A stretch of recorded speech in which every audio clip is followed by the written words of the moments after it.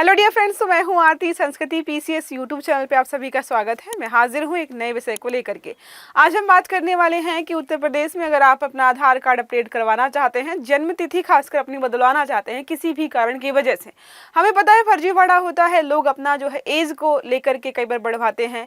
जो है 10th के एग्ज़ाम्स देने हैं, 12th के एग्ज़ाम्स देने हैं दोबारा से, या फिर जो है गवर्नमेंट एग्ज़ाम्स की प्रिपरेशन कर रहे हैं, तो उनको होता है कि अपने एज थोड़ी सी कम दिखानी है।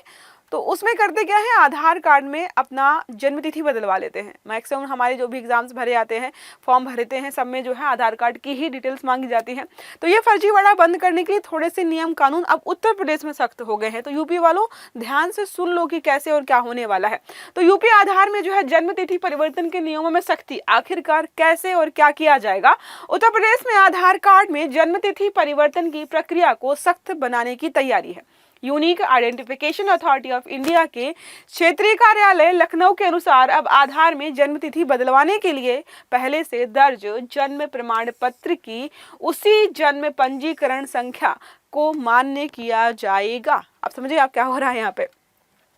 पहले क्या होता था कि ये जो है जन्म प्रमाण पत्र है, इसमें एक जो संख्या होती थी, अब इसमें जो लिखा है वही आपके आधार कार्ड में हो जाता है। लेकिन क्या करते थे लोग, ये बदलवाते थे, फिर इसके माध्यम से आधार कार्ड की डिटेल्स बदल जाती थी। तो सरकार ने बोला कि भाई एक ही बार बनेगा ये, और इसी को बार बार लगवाना है, और इसी में जो इसमें लिखा होगा वही बार बार अपडेट किया जाएगा। तो अलग अलग जन्म प्रमाण पत्र बनाकर उम्र में जो हेर फेर हो रही है, इस प्रवृत्ति को रोकने के लिए यूपी सरकार ने एक नया नियम निकाला है। पृष्ठभूमि के बारे में बात करें कि ऐसा करना क्यों पड़ा इन्हें, तो बहुत बड़ी संख्या में लोग उम्र कम करवा रहे थे। अधिक दिखाने के बजाय जन्म तिथि में जो है चेंज हो जाता था।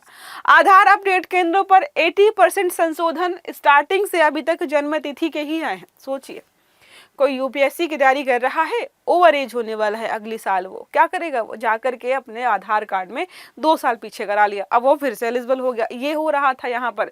पूर्व नियमों के अनुसार स्वयं घोषणा के आधार पर एक बार जन्म तिथि परिवर्तन संभव था। आप आराम से एक बार अपनी जन्म तिथि को जाकर के संशोधित करवा सकते थे।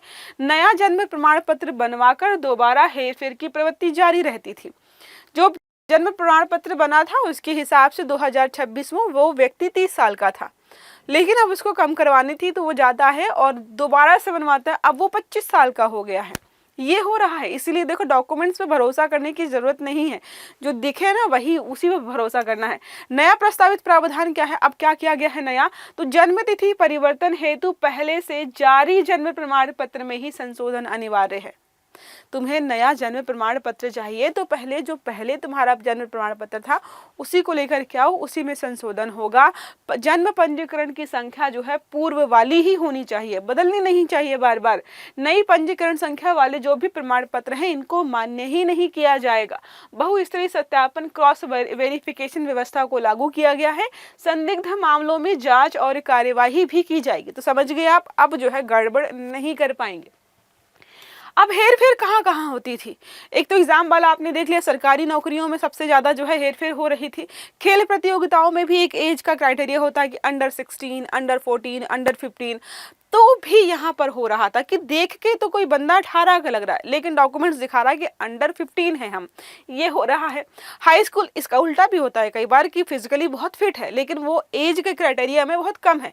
अंडर 18 खेलना है उसको, या मान लीजिए, लेकिन वो अंडर 16 के तहत आ रहा है, तो भी लोग चेंज करवाते हैं। हाई स्कूल की परीक्षा बार बार देना, अन्य आयु आधारित जो भी योजना है वहां पर इनका दुरुपयोग किया जा रहा था। ओके, बात करते हैं कानूनी एवं प्रशासनिक आधार के बाद। आधार संबंधित जो भी कानून हमें पता 2016 में आया, पहचान संबंधी डॉक्यूमेंट है, जानकारी प्रदान करता है आपको, गलत जानकारी देने पर दंडात्मक प्रावधान है। जन्म पंजीकरण कानून के बारे में बात करते हैं, 1969 में आया था। प्रत्येक जन्म का विधिवत पंजीकरण अनिवार्य है। अभिलेखों में संशोधन केवल सक्षम अधिकारी द्वारा होता है।